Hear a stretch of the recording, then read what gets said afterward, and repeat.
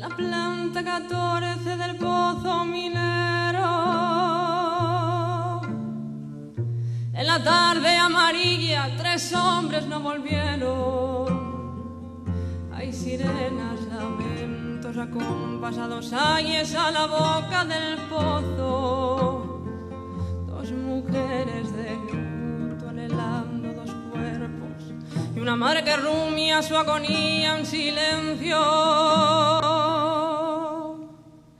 Es el tercero. A las 10 la luna clara se refleja en las sortijas del patrón recién llegado con sombrero, gravedad y su aburrido gesto. Él ha sido el primero, vendrán gobernadores, alcaldes, ingenieros. Tratarán de calmar la presentida viuda que se muerde el pañuelo. No sabrán acercarse a la madre que les mira con los ojos resecos. A las 12 el patrón mirará su reloj, los otros ya se fueron y en un punto y aparte esbozará un fastidio mientras piensa: ¿pero dónde están estos? Ha llegado otro relevo de bomberos y a la 1 menos 10 verá la noche el primer muerto. Sentados en el suelo, los mineros hacen cruces y reniegan de Dios. ¿Quién diría les pillara de sorpresa la tragedia repetida?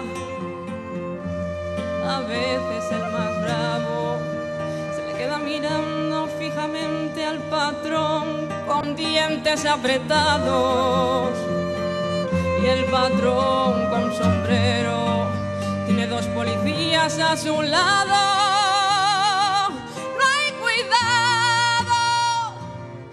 Horas lentas pasan a la luz de las linternas asustadas.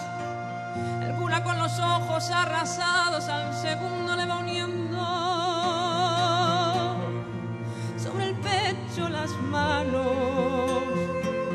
Y un chaval de 15 años, mientras llora impotente, se abraza contra un árbol.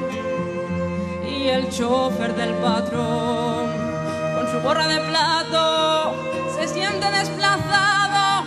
Es un hombre prudente, bien tomado.